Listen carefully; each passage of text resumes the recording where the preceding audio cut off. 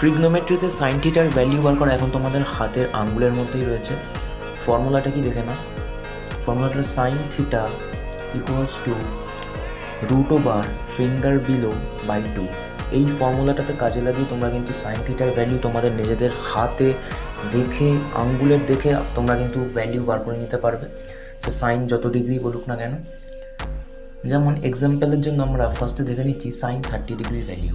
Root over finger below মানে হচ্ছে ওই অ্যাঙ্গেলটার নিচে যতগুলো আঙ্গুল আছে, যেমন সাইন 30 ডিগ্রির নিচে যেমন একটাই আঙ্গুল আছে, 0 ডিগ্রি দেখো একটাই আঙ্গুল আছে, তাই রুট ওভার যেহেতু একটা আঙ্গুল আছে তাই 1/2, রুট ওভার 1/2 মানে হচ্ছে 1/2, সাইন 30 ডিগ্রির ভ্যালু হচ্ছে 1/2।